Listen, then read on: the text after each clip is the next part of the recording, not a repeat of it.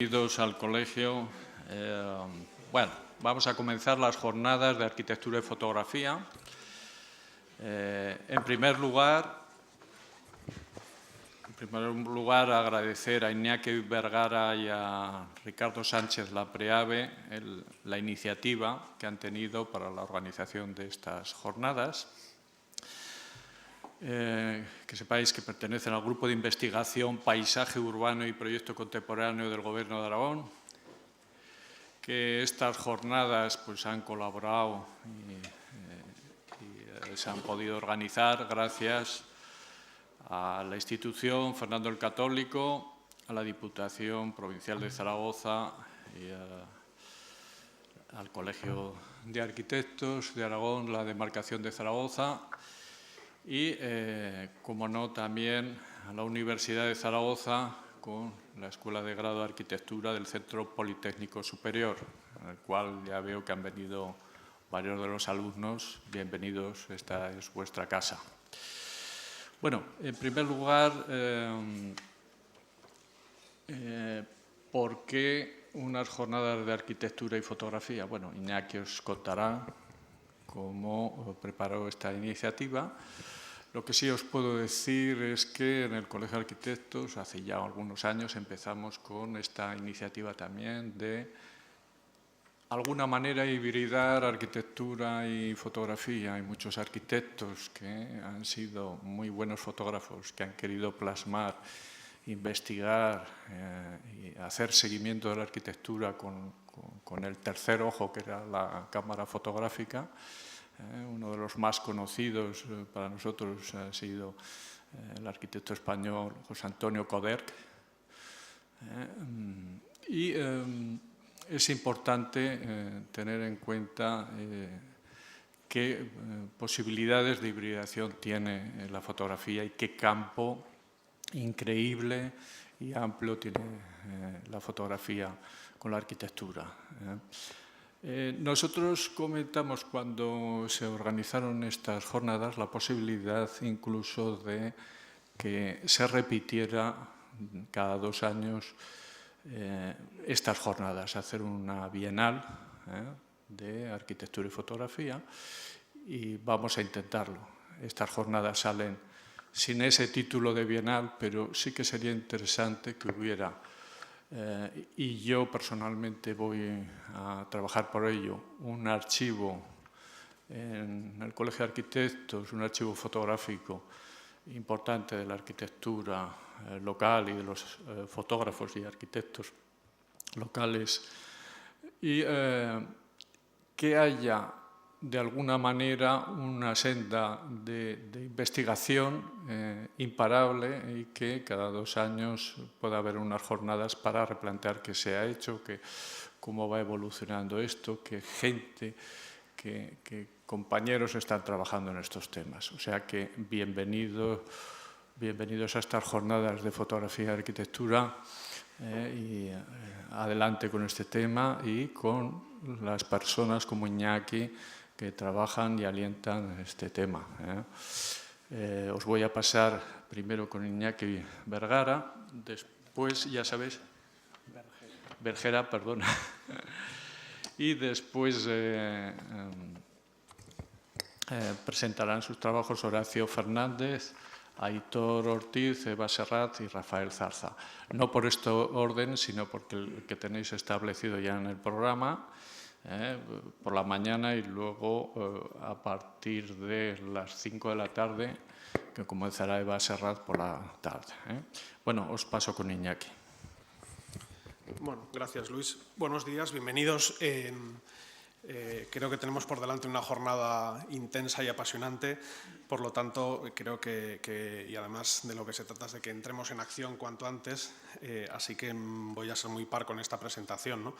Para empezar, creo que es de justicia agradecer en primer lugar a Luis y al Colegio de Arquitectos, a la demarcación de Zaragoza, el habernos cedido esta casa y por supuesto también la institución Fernando el Católico, que generosamente colaboró y se unió a participar y a poner en marcha esta iniciativa, Y bien, y también al Vicerrectorado de Investigación de la Universidad de Zaragoza.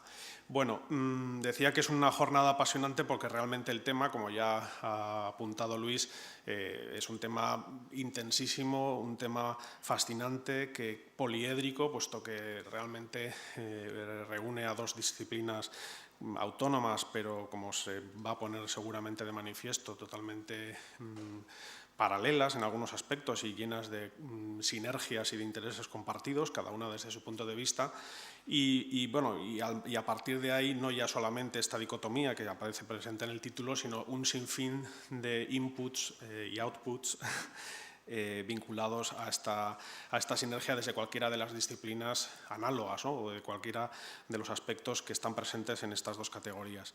De alguna manera, el programa que hemos preparado para hoy, para poner en marcha este debate científico, viene a presentar a través de estos cuatro magníficos ponentes una primera aproximación a algunos de esos temas que están ahí presentes, ¿no? Es decir, tanto, digamos, una aproximación más historiográfica, documentalista, una aproximación en este protagonismo, ¿no? De los personajes, de los agentes de la fotografía y de la arquitectura, como son obviamente fotógrafos y arquitectos, ver en qué medida unos se acercan a la arquitectura con una mirada propia, común a la disciplina, pero sin lugar a dudas propia, y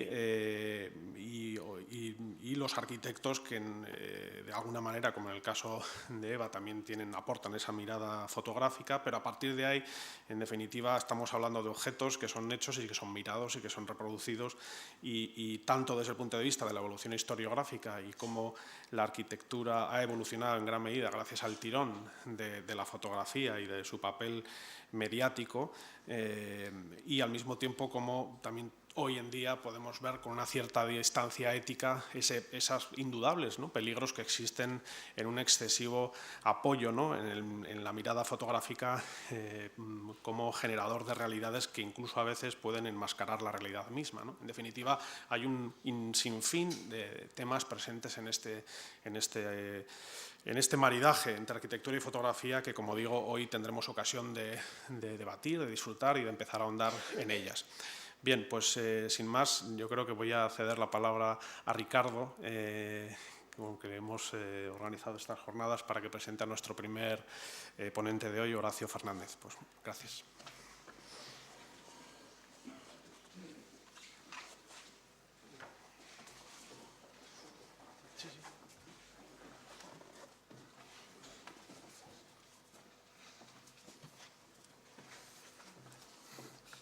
Bueno, perdonar por el retraso, seguramente no es la mejor manera de empezar, que el anfitrión, uno de los anfitriones, mal cumpla con sus obligaciones, pero bueno, ya estamos aquí, como dice Iñaki.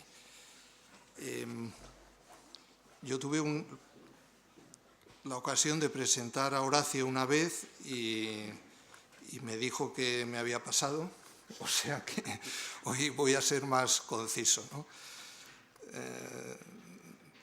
Desde luego es un lujazo. Yo creo que por remitirme solo a sus obras, es decir, historiador de arte especialista en fotografía, profesor en Cuenca, comisario de muchas exposiciones, de 3 ediciones del Foto España, importantísimas. Yo solo me quería remitir a estas dos cuestiones, ¿no? A los 3 años aquellos estupendos, que particularmente para mí han sido, no sabría decir si los 3 han sido los 3 mejores, pero bastante inolvidables por el trabajo de cohesión, ¿no? Y de coherencia con gran parte de lo que pudimos ver, ¿no? Aquellos enunciados tan amplios de ciudad, naturaleza, en realidad estaban englobando selecciones de exposiciones y de fotógrafos no solo muy potentes, muy importantes, sino que también con nexos y con relaciones evidentes, ¿no? Pero para mí el descubrimiento de Horacio fue la exposición, yo creo que ya han pasado 10 o 12 años quizás, ¿no? del Reina Sofía, a aquella exposición que se llamaba Fotografía Pública, que acotaba en una veintena de años, creo recordar, todo por exhaustiva y por rigurosísima, todo lo que la fotografía del mundo occidental pues había dejado plasmada en publicaciones, en libros, en revistas. Es decir, la fotografía impresa en aquellos años, con todos los maestros de la arquitectura, de la fotografía, perdón, fue algo estupendo, inolvidable.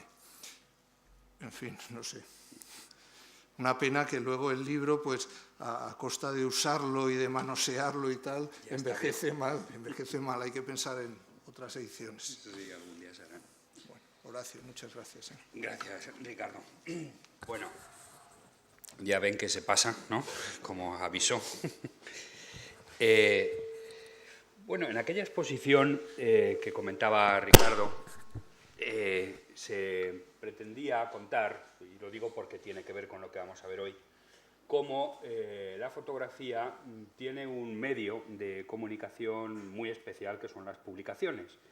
En general, la relación que tenemos, digamos, como espectadores de fotografía en el mundo del arte, que es un mundo particularmente absurdo, es las exposiciones, ¿no? Esas cosas enmarcadas y tal.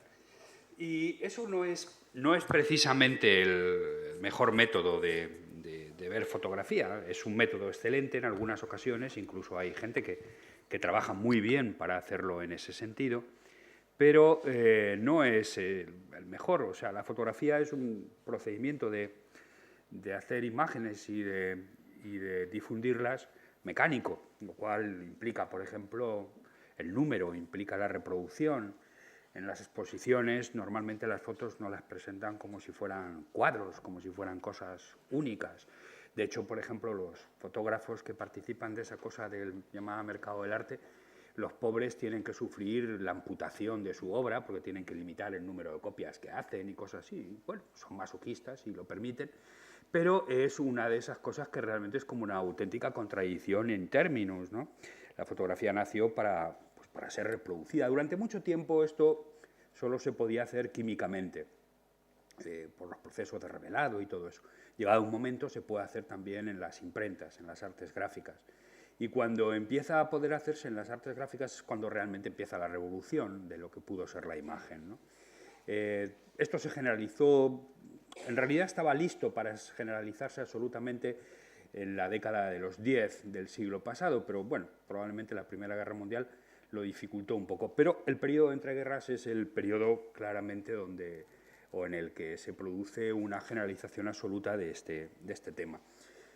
Ese periodo, por ejemplo, y estaba incluido en la exposición que citó Ricardo, el arquitecto Erich Mendelsohn publica un libro que se llama América, con K, en 1927, en el que enseñaba fotos de arquitectura norteamericanas, hechas sobre todo en Nueva York y en Chicago. Es un libro muy bonito, un libro aparte con alguna imagen muy curiosa. En el viaje que hizo desde Hamburgo, ¿no? Iba acompañado por Fritz Lang, Mendelssohn. Fritz Lang iba a buscar ideas para Metrópolis, ¿no? Y entonces, pues, de hecho, una de las fotos más bonitas del libro es una foto de Fritz Lang hecha en Times Square con todos los carteles luminosos y todas esas cosas, ¿no? O sea que ahí hay como una fusión estupenda de talento, ¿no? De arquitectura, por un lado, Mendelssohn buscando arquitectura moderna, fotografía, Mendelssohn haciendo fotografías, e incluso aquel director de cine y todos hablando de cómo debían hacerlo. Bueno, el libro se distribuyó y acabó uno de los ejemplares en manos del Lissitzky en Moscú, que también era arquitecto, y el Lissitzky escribió un texto fantástico, verdaderamente uno de los textos más bonitos sobre fotografía y arquitectura que se han escrito nunca, que se llama así, Fotografía y Arquitectura, en el que habla de cosas estupendas. Por ejemplo, dice que los libros de arquitectura deberían ser leídos, con fotográficos, con una lectura que él llamaba lectura fotográfica de la arquitectura, que era, pues, si la foto estaba hecha de arriba abajo, pongamos, desde un punto de vista elevado, deberías colocarte el libro, ¿no?, en las rodillas, sin mirarlo desde... Pero si era al revés, si la foto estaba hecha de abajo arriba, pues deberías coger el libro, elevarlo y mirarlo así, ¿no? Claro, esto, si se fijan, es imposible hacerlo en una exposición, ¿no? El libro permite estas cosas, tenerlo en las manos, mirarlo de abajo arriba, mirarlo de arriba abajo, destruirlo si te cae gordo, ¿no? Comprarte otro si te estropea, ¿no? Editarlo de nuevo si de tanto manosearlo acaba fatal. De hecho, yo voy a hablar de libros hoy, ¿no? De libros de arquitectura, que en aquella senda de arquitectura y fotografía, que en aquella senda que abrió Mendelssohn con este libro que les citaba y un segundo libro, ¿no? Que este se llamaba Rusia, Europa, América, ¿no? Pues digamos que es la norma. Y Lissitzky ya en ese libro decía que la fotografía sustituía definitivamente el carnet de apuntes, el álbum de dibujos, ¿no? Característico de los arquitectos de toda su historia, ¿no?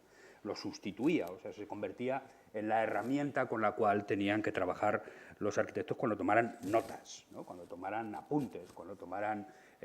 sí, y bueno, pues ciertamente ha sido así, ¿no? En la historia de la arquitectura, pues del siglo XX, poco menos que todos los arquitectos que pensemos, sus carnets, sus álbumes de fotografías son verdaderamente interesantes.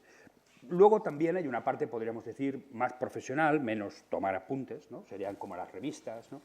Las revistas tienen una serie de problemas a veces, ¿no? Por ejemplo, hoy en día la arquitectura no existe si no eres arquitecto, aunque se hace el colegio.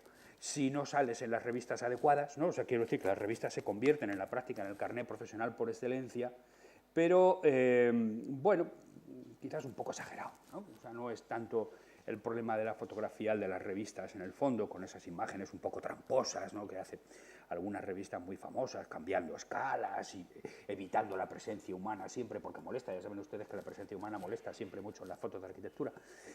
Siempre es como que da un poco de mal rollo ver gente, ¿no? Se ve que la casa es más pequeña, es más grande y todo eso, y hay que evitarlo, ¿no? Eso está un poco regular, hay trampas, pero bueno, como en todo, ¿no? No es tampoco lo más terrible del mundo. Lo que, desde luego, sí que es bastante apasionante, aunque no suele verse. Voy a contar una anécdota, ¿no? Yo en un momento determinado, hace unos años, tuve la ocasión de tener una beca en Brasil, que es de lo que vamos a hablar ahora, y una parte de la investigación era una idea estupenda, es decir, era una idea tan buena, que probablemente se le había ocurrido a mucha gente antes, ¿no? De tal manera que pero yo pensaba que igual podía funcionar, y entonces dije, ¿qué pasa con esas grandes construcciones del racionalismo que hacen, pues no sé, los barrios de Niemeyer en Brasilia o de Lucio Costa en Río, o el Copán de Niemeyer en Sao Paulo, ¿no? ¿Qué pasa con esas casas, ¿no? Tenemos todas las fotos que queramos de sus fachadas, ¿no? De su época, de su construcción, todo eso, vamos a ver algunas de ellas ahora. Pero ¿qué pasó con esas casas? ¿Cómo se vivió? Ay, la idea buena. Si tuviéramos fotos de cómo la gente amueblaba esas casas, cómo se movía por ella y todo eso, etcétera, eso sería estupendo, ¿no? La gente dentro de las casas, ¿no? Que tenían la habitación de estar, ¿no? Como, no sé, ya tenían el envoltorio moderno. Vivían modernamente o vivían antiguamente, o vivían fatal, o vivían bien, o vivían regular, o pasaban calor, o pasaban frío, estaban cómodos, estaban incómodos. Me fui a algunos archivos. Uno de ellos espectacular en la Facultad de Arquitectura de Sao Paulo, que es un edificio fascinante de Artigas, destinado básicamente a hacer asambleas, ¿no? El espacio principal de esa facultad es un salón inmenso para que los estudiantes puedan ondear pancartas y todo ese tipo de cosas, ¿no? Las clases, ninguna tenía una pared más alta de 1,5 metros para que nadie se pudiera escaquear de sus tareas de trabajo. Verdaderamente era como un campo de concentración con lugar de reuniones, fantástico. Y en aquel archivo fenomenal me enseñaron, yo qué sé, miles y miles de diapositivas, esa cosa arqueológica ya, ¿qué pasará con las diapositivas, no? Y no había una sola diapositiva de un interior. Ni una. Todas las diapositivas eran de exteriores. Incluso los profesores de la escuela durante años habían mandado a sus estudiantes a trabajar de vez en cuando para ver cómo se conservaban las fachadas y tal, si se caían los detalles o las esculturas que pudieran adornarlas o algo así, pero no había imágenes de cómo vivía la gente, no las había, nadie se había preocupado por ese tema. Digamos, y es una cosa que es curiosa, ¿no? Como un poco muchas veces este uso de la arquitectura desaparece, ¿no? Tenemos obras que presentan, en imágenes me refiero, ¿no? pero no tenemos tantas imágenes de cómo se usa, y es un poco una pena. De hecho, lo bonito hoy hubiera sido, después de mostrar las imágenes que les voy a enseñar, que son imágenes claramente de creación, ¿no?, de la época en que se crean, hubiéramos tenido otras de cómo estos objetos, estas casas, son vividos. Pero, ciertamente, hombre, seguro que existen, pero para encontrar estas imágenes a lo mejor tendríamos que tirar de archivos privados, ¿no?, de los archivos de los propios habitantes de las casas, eso ya es imposible. En los públicos no existen, ¿no? Es llamativo, ¿no? O sea, esta es una cuestión que es un problema, yo creo, de imagen, de fotografía, de arquitectura un poquito rara, ¿no? Realmente se hacen proyectos fascinantes, los que se gastan cantidades ingentes de dinero y de talento, y luego nadie se preocupa de ver cómo eso se usa, excepto exteriormente, claro, eso sí, por supuesto, pero exteriormente quizá, por ejemplo, lo que podrían ser viviendas y todo eso, a lo mejor no es solo lo único interesante. Vamos a ver, apagamos la luz, por favor. Vamos a ver, de hecho, unos libros, este es el primero, un libro de 1944, de Pampulla, una ciudad en la que Niemeyer hace un proyecto, bueno, su primer proyecto importante y también su primer proyecto político. De hecho, en Pampulla, en el estado donde estaba esta ciudad, era gobernador Juscelino Kubitschek, y pues, que luego fue presidente y que fue el que hizo Brasilia, y le encargó a Niemeyer que hiciera un casino, un lugar de asueto, a la orilla de un lago, pues un lugar para que la gente pudiera ir a pasar el día. Aquí tenemos al señor Kubitschek, el que entonces era gobernador de este estado y después fue presidente de la República. Y bueno, aquí hay una serie de fotos de lo que se construyó, en las que ya están algunas características de la arquitectura de Niemeyer, como el uso de las curvas, las transparencias de los cristales, en fin, un montón de características, el uso de obras de arte continuamente para darle, digamos, riqueza a esculturas, azulejos en este caso, riqueza al espacio. Pero, bueno, yo no soy arquitecto, no debo hacer un comentario arquitectónico de estos espacios, sería absurdo. Sí tiene más interés que quizá comente un poco lo que son las fotos. Las fotos son de Marcel Gottegaut, un fotógrafo francés que llega a Brasil pues en estos años, ¿no?, en los años 40. Gottegaut se convierte en el fotógrafo favorito o el fotógrafo especializado en arquitectura de Brasil, trabaja con todos, en particular con Niemeyer, con Costa, con muchos más, ¿no?, con Ridi, con tanta gente, en Río de Janeiro básicamente, pero también en Sao Paulo. Publica una serie de libros, en general no demasiado interesantes, porque sus fotos buenas las encuentras en las revistas, en Módulo y en Hábitat, las dos revistas arquitectónicas del racionalismo brasileiro, por un lado, y en publicaciones específicas como puede ser el Brasil Build, el que hace el Museo de Arte Moderno de Nueva York, o libros como este. Este es un libro de formato grande, casi 40 centímetros de ancho, editado por el gobierno para vender Pampulla, y se hace básicamente, aunque como veremos hay también planos, a partir de fotos. Los planos tienen importancia, pero realmente muy pequeña, ¿no?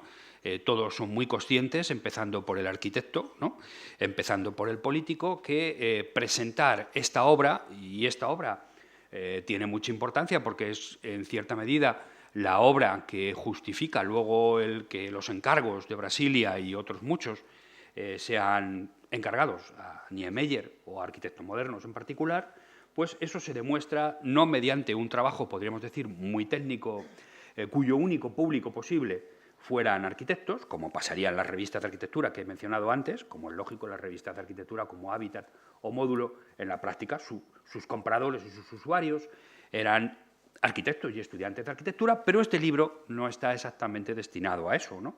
También, ¿no?, evidentemente, un arquitecto o un estudiante de arquitectura lo podría disfrutar estupendamente, pero digamos que lo principal no está realmente en la carga, por ejemplo, de planos o detalles técnicos, como en las revistas en general profesionales, sino más bien en imágenes fotográficas en las cuales se nos da una idea del espacio, ¿no? Aquí vemos, por ejemplo, algunos planos, pero sobre todo siempre muchas fotos. Gauthierot, que es un excelente arquitecto, fotógrafo, pues realmente las cuida, intenta conseguir que se vea muy bien la mayor cantidad de detalles posibles, y en algunos casos, pues también Niemeyer hace dibujos, ahora lo vamos a ver, para que nos hagamos una idea del uso de estos edificios. Estas fotos se debieron hacer poco menos que en el momento en el cual se estaba construyendo. Yo no creo que se estuviera usando todavía este centro de asueto, de tiempo libre, en Pampulla, a la orilla del lago, ¿no? Pero, bueno, aquí vemos frescos, vemos esculturas, azulejos, alguna explicación técnica. Por ejemplo, aquí en esta página se ven cómo funcionan los rompesoles estos, ¿no? Los parasoles o los brise-soleil, ¿no? Que había que aplicar para que se pudiera regular la luz y la temperatura, ¿no? En esta otra, por ejemplo, que vemos el proscenio de la orquesta de la sala de baile del espacio, pues nos hace un dibujito bastante simpático, Niemeyer, para que veamos cómo la música rebota y se dirige directamente a los pies de los bailarines, lo cual pues es importante, ¿no? Esto, pues bueno, vamos viendo fotos, de vez en cuando algún plano, pero básicamente imágenes fotográficas que tienen, y aquí en esta, por ejemplo, vemos el uso, en este nocturno, ¿no? Una foto, el uso del edificio, y en esta se ve más bien esos planteamientos. Niemeyer, por cierto, dibujaba unas chicas estupendas, con unos pantalones cortos increíbles para la época. Niemeyer siempre pensó que la inspiración básica de su arquitectura era el cuerpo femenino, y por lo visto ya lo pensaba en 1944, o sea que, ¿no? Y entonces, pues tenemos estas imágenes de, bueno, dibujos y fotos indicando un proyecto que, en cierta medida, era un proyecto casi utópico. Nos hemos acostumbrado después, desde luego, a que los gobernantes hagan muchos edificios, digamos, de uso social para poner sus nombres, pero no era tan corriente, ni muchísimo menos, en 1944, ¿no? Lo siguiente que vamos a ver es Brasilia, ¿no? Brasilia se construyó exactamente aquí, en esta X. Esta es la X por excelencia de todos los tiempos, la Super X, la mejor X, ¿no? Yo no sé cómo ningún tipógrafo ha dibujado esta X, porque es la X perfecta. Un cruce de caminos en medio de la nada, ¿no? Allá aproximadamente en ningún sitio, ¿no? Brasilia se construyó, era un proyecto viejo, es un proyecto que ya tuvieron los colonizadores portugueses, porque Río de Janeiro, que era la capital del país, era una ciudad que estaba vendida en caso de una guerra, ¿no? O sea, con una flota enemiga se pondría en la bahía de Guanabara y con 4 cañones tenía la ciudad a sus pies, ¿no? O sea, no era una ciudad que pudiera ser defendida, literalmente, ¿no? Y bueno, claro, en una guerra, la conquista, por ejemplo, de la capital de ese país significaría la pérdida, sobre todo en aquellos tiempos, la pérdida del país. Entonces, durante mucho tiempo se pensó que era razonable que la capital estuviera dentro. Cuando se hizo definitivamente, que es a partir de 1956, que Juscelino Kubitschek lo decide, pues se piensa que es un lugar no equidistante, pero un poquito equidistante del nordeste, la zona de Recife, Pernambuco, de la zona del sur, Río, Sao Paulo, e incluso, y eso ya no es equidistante, pero por lo menos está más cerca, de las zonas hipotéticas de desarrollo de la nación que estarían en la Amazonia. Y entonces, en ese lugar, se decide hacer la nueva capital. Se hizo en un tiempo récord, estuvo inaugurada en 1961 y se hizo manu militari, o sea, se hizo a toda velocidad y además por obligación. En un plazo X estaban allí todos los ministerios, no solo todos los ministerios, todas las embajadas. Imagínense lo que debió ser convencer a los embajadores que vivían tan ricamente en Río de Janeiro de trasladar la embajada a Brasilia. No, en Brasilia es muy curioso, a poco que te inviten a tomar una copa en cualquier sitio te encuentras con los embajadores de todos sitios, pues aburren tanto que están siempre... Es un lugar realmente extraño, aún hoy, la gente huye en manada cuando llega el viernes, pero consiguieron fabricar aquí, en esta X, en el centro, esta historia. Aquí tenemos a Juscelino Kubitschek, que fue un visionario, mirando este tema, ¿no? Estas fotos que vamos a ver ahora son de un libro mucho menos interesante que otros de los que vamos a ver. Es un libro un tal Osvaldo Rico, se llama Brasil, Capital Brasilia, es de 1958. Y bueno, no es tan buen libro, pero tiene fotos preciosas, ¿no? Esto es, por ejemplo, una foto de una chica que hace autostop, ¿no?, para irse a un barrio todavía no construido, ¿no? Esto está muy bien. Y bueno, es una foto claramente posada, creada, construida. Tenemos otra. Las dos están con paraguas, allí no llovía mucho, pero da igual, ¿no?, hay que llamar la atención. Y es como planteamientos. Me hace gracia porque estos carteles no los encontramos en las afueras de todas las ciudades y todos los pueblos ahora, ¿no? Pero en esa época se hacía lo bestia, se hacía realmente como si hubiera sido cambiar el mundo, ¿no? El eje monumental, aquí tenemos a Kubitschek con Lucio Costa, pensando en cómo iba a ser aquello, y es un sertao, ¿no?, unas llanuras y unos arbolillos muertos de risa, en las que no pasa nada, no es exactamente, ni muchísimo menos, la Amazonia. No es una zona rica, hay agua, menos mal, ¿no?, pero no había mucho más en Brasilia cuando se hizo. Y aquí está Niemeyer, pues trabajando, ¿no? La suma de Niemeyer y Lucio Costa es lo que hace Brasilia.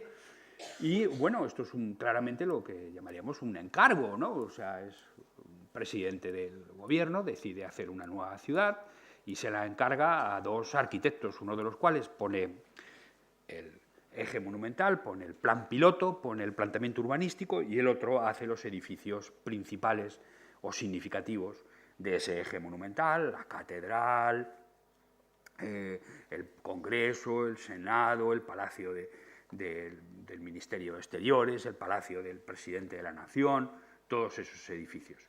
Esto es curioso también en Brasil. La tradición brasileña de construcción es un poquito, en América, un poquito distinta, bastante, muy distinta, de la tradición de construcción de ciudades en la América española, ¿no? En la América española las ciudades se construían de nueva planta, la idea principal era una inmensa plaza, alrededor de la cual se estructuraban los centros de poder, los mismos que acabo de decir con otros nombres, pero en fin, la catedral, el palacio del gobierno, los sitios militares, en fin, se los solía llamar en muchos sitios plaza de armas y bueno, son fascinantes, ¿no? O sea, en España no tenemos ninguna plaza comparable con las plazas de armas que se construyeron en las capitales de nueva planta americanas, ¿no?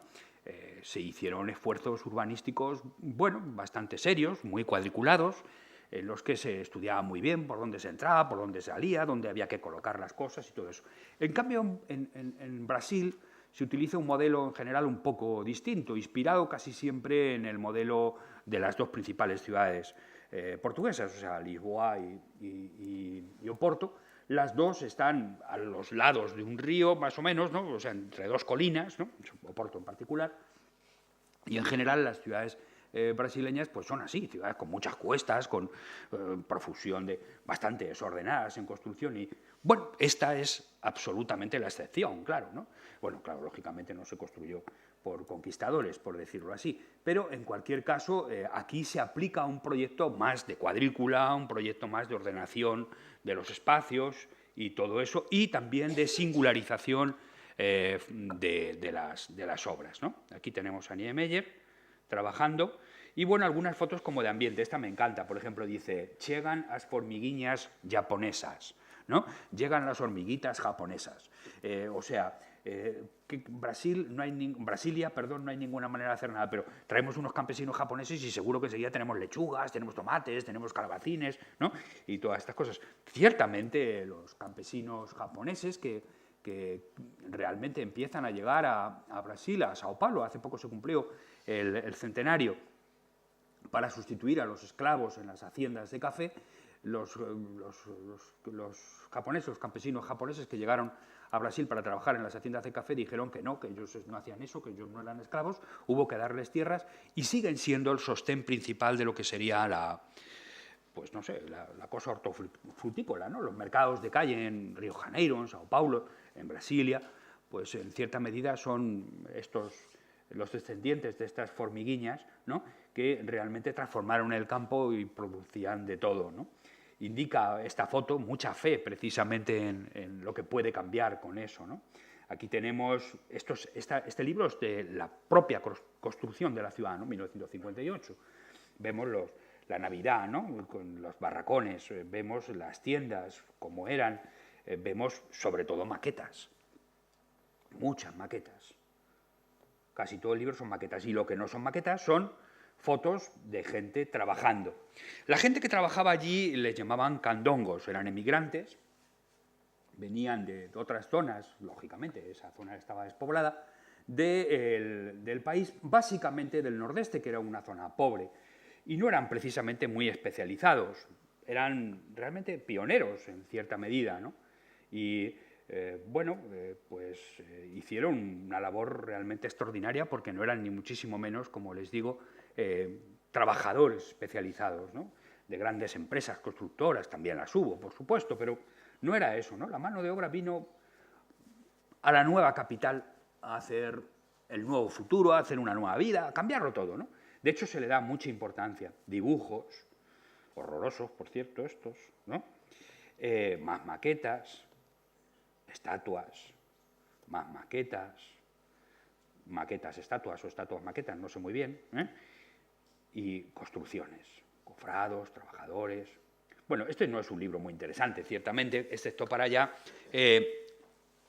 hacernos una idea de cómo se hizo esto, pero no tiene unidad, por ejemplo, en el diseño, ni siquiera indica qué fotógrafos hicieron las fotos. De vez en cuando saca una foto más interesante, como por ejemplo esta foto de Juscelino Kubitschek saliendo de uno de los primeros hoteles, ¿no? De hecho, por ejemplo, Niemeyer le construyó un hotel de madera a Kubitschek para que cuando iba de vacaciones, que se llamaba Ocatetiño, ¿no?, que enseguida fue llamado como una obra arquitectónica excelente, porque se podía hacer muy rápida, se hicieron unos hotelillos.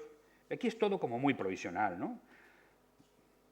Las primeras personas que llegan, ya vamos viendo algunas cosas que se asoman entre el campo. Esto es el Palacio de Alborada, Palacio Presidencial, y ahí tienen una foto Ocatetiño, que en realidad se parece bastante más que a Niemeyer esta cosa a las construcciones más de madera de Lucio Costa, que son realmente muy bonitas.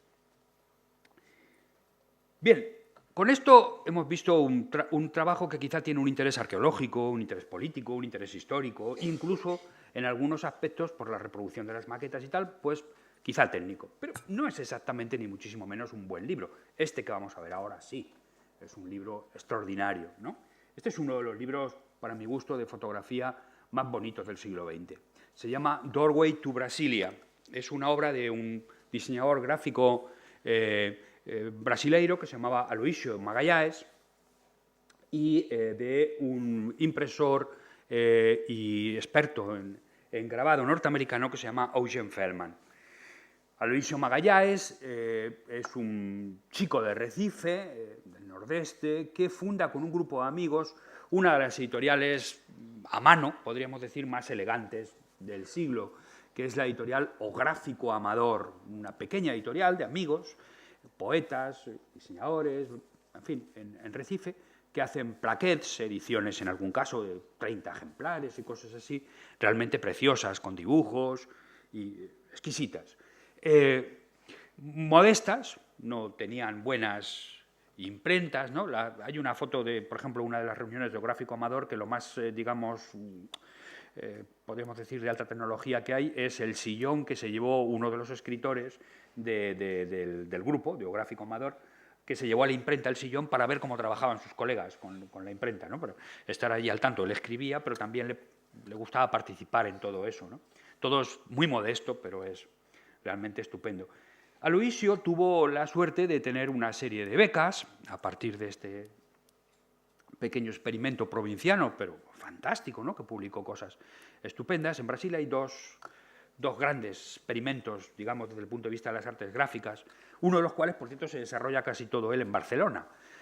Joao Cabral de Melo Neto, el cónsul de Brasil en Barcelona en la posguerra, era insomne, no dormía, y entonces para ocupar su tiempo se compró una Minerva y por las noches tiraba libros de poetas, casi todos brasileiros, pero también del grupo de Dauerset, por ejemplo, editó algunos de los libros de Brosa, y libros que estaban sin coser, ¿no? Claro, solo editaba los libros, tirando, y por eso se llaman libros inconsutiles, que es un nombre que llama mucho la atención, ¿no? La colección de João Cabral se llama O Libro Inconsutil, que suena casi afrodisíaco, ¿no? Pero luego no, quiere decir que no están cosidos, están los pliegos sueltos, ¿no?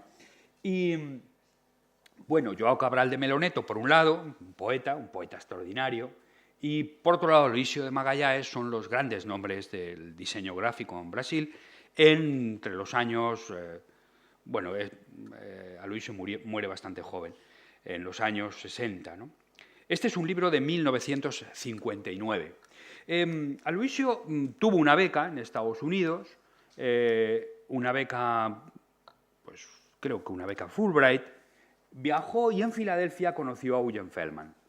Eugen Feldman tenía una pequeña imprenta que se llamaba Falcon Press, que era un poco la misma idea que les acabo de comentar de Cabral de Melo. Durante el día la imprenta de Falcon Press pues hacía fotocopias, hacía tarjetas de boda, hacía revistas profesionales, hacía tarjetas de visita, en fin, de lo que vivían, ¿no? Y por la noche hacían proyectos experimentales artísticos, ¿no? De todo tipo. Él estaba obsesionado con las posibilidades del offset en color y había comprado máquinas, Eugen Feldman, para hacer buenas cosas con offset en color. El offset es un medio para la reproducción de fotografías inferior del medio principal de la época, que era el hueco grabado, desgraciadamente ya desaparecido.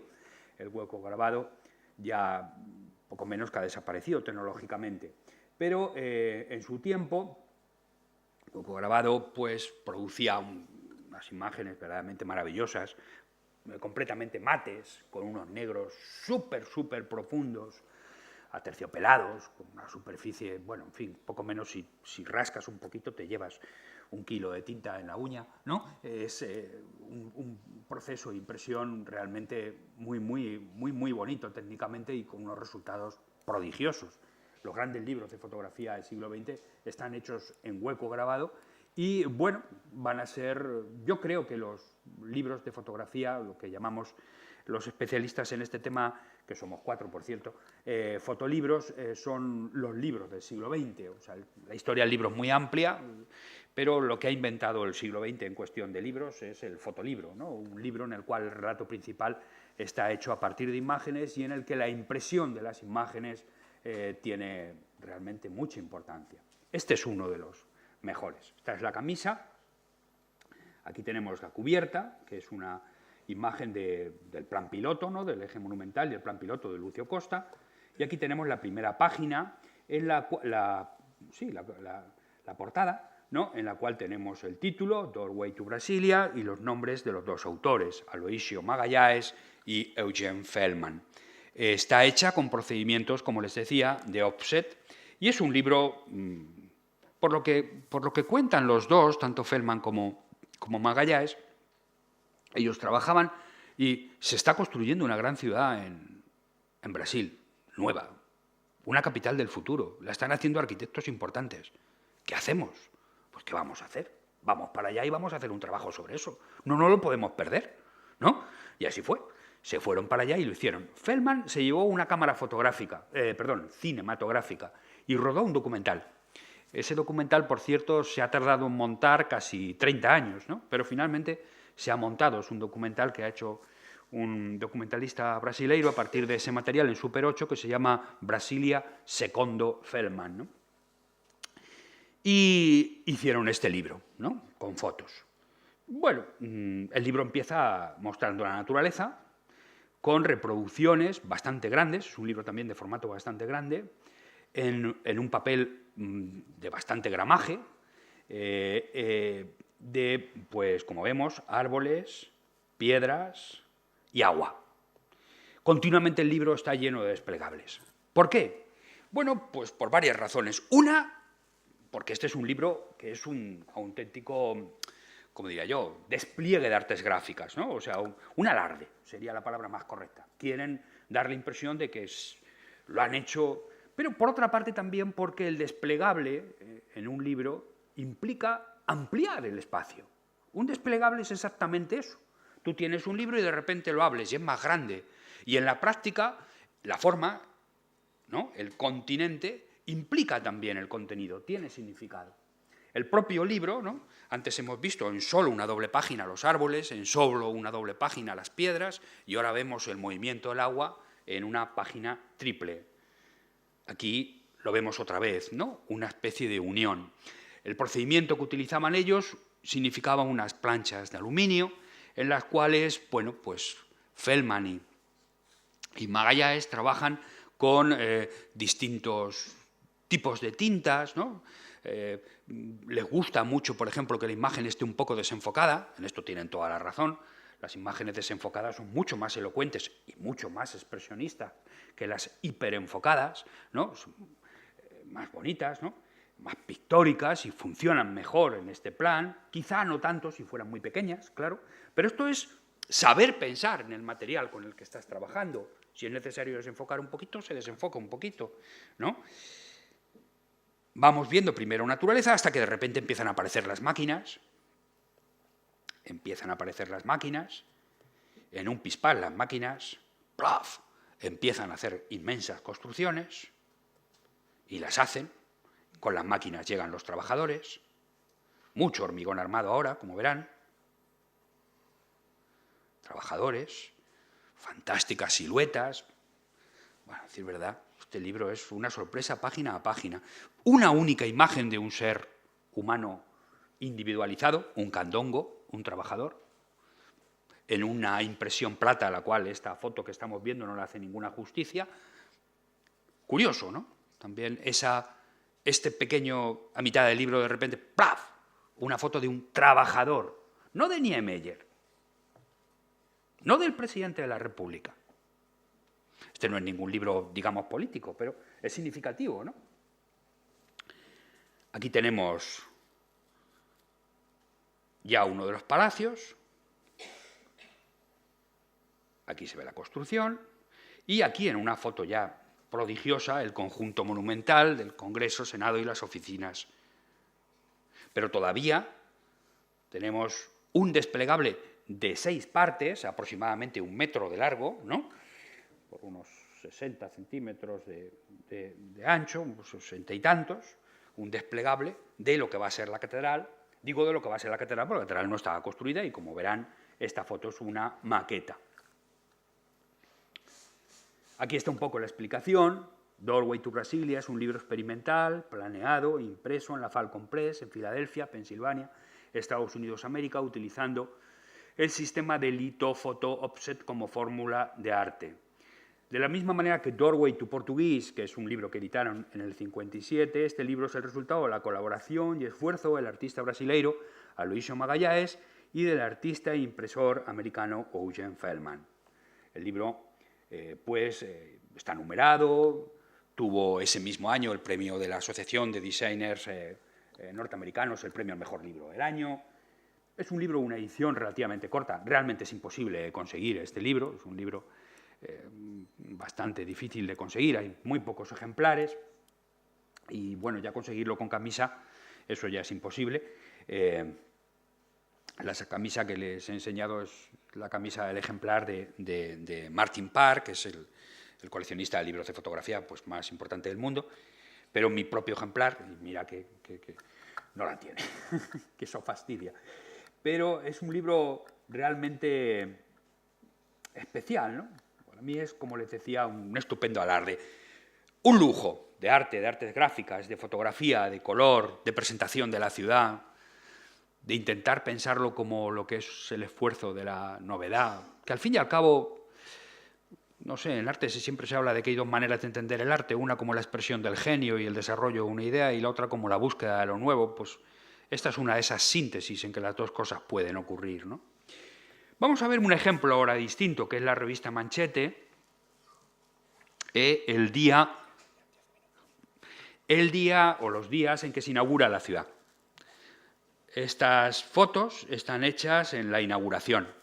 La revista Manchete era una revista popular, tiraba, pues, en estos años, a finales de los 50, primeros de los 60, unos 200, 300.000 ejemplares a la semana. Este era un lujo maravilloso que algunos hemos vivido, pero que ya ha desaparecido. Ya las revistas populares de tiradas inmensas, que empleaban a buenos fotógrafos, que utilizaban imprentas fantásticas, pues todo esto ha desaparecido. Bueno, nos quedan un poco los suplementos dominicales de los periódicos, lo que nos duren, ¿no? Si han visto ustedes la 5ª temporada de The Wire, pues se imaginarán lo que nos queda para lo de la prensa. Pero, bueno, pues esto es arqueología. Me imagino que los nietos de los que tengan hijos, pues alucinarán cuando vean, por ejemplo, este tipo de revistas, suponiendo que se conserven. Y, bueno, pues aquí están contando la creación de la ciudad, ¿no? Hasta misas se hicieron.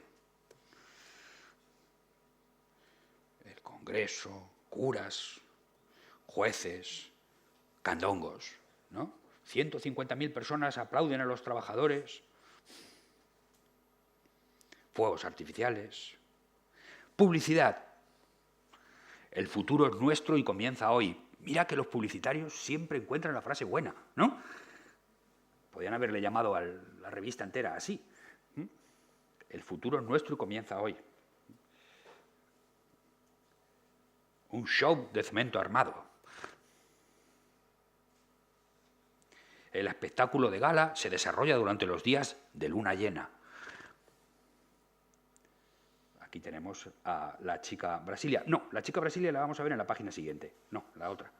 Aquí tenemos una imagen del principio y, como os decía, Miss Brasil acompañada de un indio carajá, indicando el pasado y el presente. No, el futuro, ¿no? Digo yo que esta unión tiene que producir titanes. Bueno, no nos cuenta nada de que la unión se produjera, ¿eh? No dicen nada de que luego se casen, ¿eh? Pero por lo menos lo insinúa. Bueno, imágenes realmente tan cuidadas, ¿no? El diseñador de esta revista, del que no sabemos el nombre, pues hace esta imagen otra vez de trabajadores y al lado de Juscelino Kubitschek con André Malraux de visita. De vuelta a Europa, al volver a Europa, Malraux le dirá al mundo lo que es el candango, le dirá al mundo lo que es el trabajador. Basilia amanece capital. Fíjense que todavía no están terminadas de construir las torres y la gente sigue trabajando. Bueno, ese libro es de... Bueno, perdón, el libro que hemos visto de Magalhães era el 59, ese es del 61 y este también es del 61. A mí este me encanta. Peter Seyer es un fotógrafo de origen alemán que va a Brasil huyendo del nazismo, se convierte en un fotógrafo que trabaja también mucho con arquitectos, exactamente igual que Marcel Gauthierot, pero también trabaja con revistas. Él trabaja con O Cruzeiro, que es la revista de lujo, digamos, de lujo popular, o sea, la revista de consumo popular, pero mejor hecha en Brasil en esta época, ¿no? Manchete era de la misma editorial que O Cruzeiro. Bueno, en 1961 publican este libro, que se llama Brasilia vive, pero si la acabamos de inaugurar, si la abrimos esta mañana, sí, pero ya vive. Y aquí está, Brasilia vive, ¿no? Esto lo edita la librería Cosmos, una editorial de Río de Janeiro, y ciertamente es como la demostración de que esto ya está viviendo desde 5 minutos antes de estar acabada. Primera foto. Parece como la foto que hace compañía a la X que hemos visto antes. Una carretera en medio de la nada que no acaba nunca, pero sí, se acaba. Al final está esto. Al final está Brasilia. Y Brasilia está funcionando, ¿no? Todas las luces están encendidas. Una foto que representa un poco el pasado en fotomontaje, ¿no? La inauguración y eso. Detalles de arquitectura ya hechos. Fotos de barrios que no saben muy bien si están terminados o no. Por lo menos no es una maqueta, porque hay un autobús. Esta es más significativa, ¿no? Esta foto es realmente estupenda. Brasilia vive, dice el título. Claro que vive. Miren la gente trabajando en el segundo piso de las oficinas por la noche. Para que no se escapen están los guardias en la parte de abajo. Bueno, igual no es para eso, pero la sensación que da es estupenda, ¿no? Ese contraste realmente de... Aquí todo el mundo está trabajando todo el día, de noche, de día, cuando haga falta. Avenidas y el desierto alrededor, pero da igual, Brasilia vive. Se van los soldados que han estado en las inauguraciones con los uniformes de gala y vienen los candongos a trabajar. Hasta el cardenal, como se llame, cualquier día esto viene y lo bendice todo. Tanta falta hace el sombrero de paja como el sombrero de copa. El sombrero de copa de Kubitschek. los fantásticos nudos de autopistas en un lugar que sí, que sin coche olvídalo, ¿no? De hecho, las grandes avenidas de Brasilia están pensadas para que ocasionalmente pudieran aterrizar aviones si fuera necesario, ¿no? Escenas que representan el poder, ¿no? El trono, un trono que sería como una silla barroca portuguesa al lado de una mesa Marcel Breuer, probablemente, ¿no? La silla Barcelona de Mies y los frescos de Portinari, Plan Alto, la construcción, el eje monumental vacío. Pero detrás del eje monumental, en las calles de detrás, ya hay mercados con cosas en el suelo, gente que compra y que viene, esta foto preciosa a contraluz, gente de todo tipo. Brasilia vive arquitectura y gente. Y gente. Si solo hubiera arquitectura, Brasilia no viviría, estaría muerta. Este es un libro fantástico por eso. Brasilia vive. ¿Cómo vive? Bueno, ya lo ven, así vive. ¿Por qué hay gente? Gente por todos lados, los que construyen, los que viven, los que se mueven, los que llegan. Nadie se va, ¿eh? Todos estos llegan. Los que plantan, hay escuelas, hay, no sé, estudiantes. Incluso en este autobús, este que ven ahí, pone cidade, ciudad, ¿no? Es fantástico, ¿no? El autobús que pone ciudad, allá en medio de la nada, un autobús que dice que te llevo a la ciudad. Está todo sin hacer, pero vive la ciudad.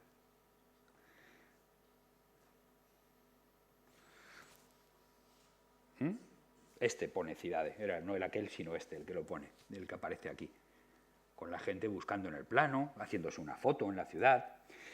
Es curioso, en esta época le pidieron a Clarice Lispector, la gran escritora brasileña, que hiciera un artículo, y ella decía, hace su artículo, un artículo precioso por lo demás, y dice, si me hicieran una foto en Brasilia, no saldría nada, solo se vería paisaje.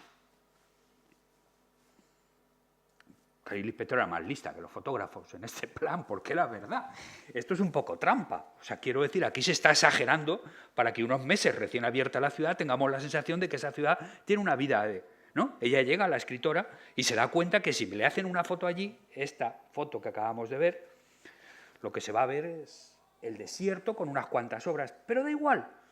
La afición que está creando este libro es una afición que no hace daño a nadie, ¿no?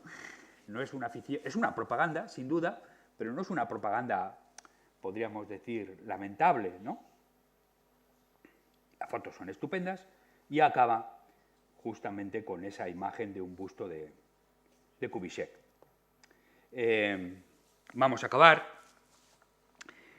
con imágenes de revistas, en este caso de otra revista que se llamaba Realidade, una revista también extraordinaria. Realidade era del grupo editor Abril, de Sao Paulo, igual que Manchete y o Cruzeiro, es del grupo de Assis Chateaubriand, en Río de Janeiro. Son dos grupos editoriales que fueron muy importantes, bueno, se los tragó la televisión hace mucho tiempo, pero hicieron revistas extraordinarias, ¿no? Y bueno, este es un reportaje del 67, ya por lo tanto Brasilia está bastante hecha, y tenemos un estupendo reportaje sobre Niemeyer, que está muy bien. Un obrero en construcción, quería ser jugador, me encanta la camisa de paramecios que lleva el maestro, ¿no? Si no soy el maestro, porque sigue trabajando con los 300 años que tiene, ¿no? Y siempre está trabajando con el mismo cigarro.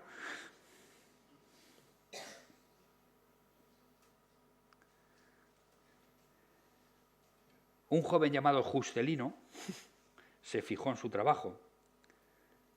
Gana 600 cruzeiros al mes y vive en un barrio popular. Hombre, a decir verdad, vive en Copacabana, en un pisazo estupendo, pero a lo mejor en el 67 era así. Construyó Brasilia pensando en forma, sueño y poesía. Sí, eso es verdad.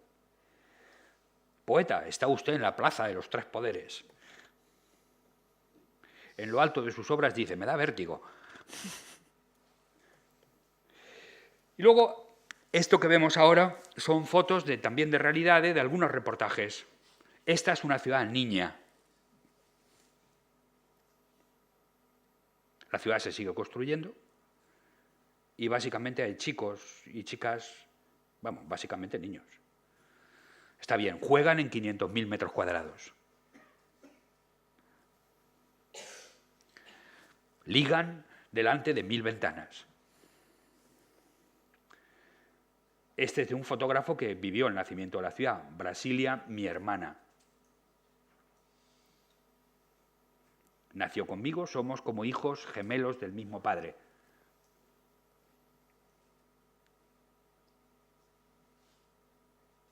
Los niños en fotografía, bueno, y no solo en fotografía, representan el futuro. Y, bueno, es curioso cómo se hace esto, ¿no? Cómo se cuenta. Este es ya de 1970, o sea, ya la ciudad tiene ya casi 20 años. Todavía no es una ciudad completa, pero al fin y al cabo tiene 10 años, ¿no? Río y Sao Paulo son viejas, no me interesan, no me pertenecen. Brasilia es la mía. Gracias.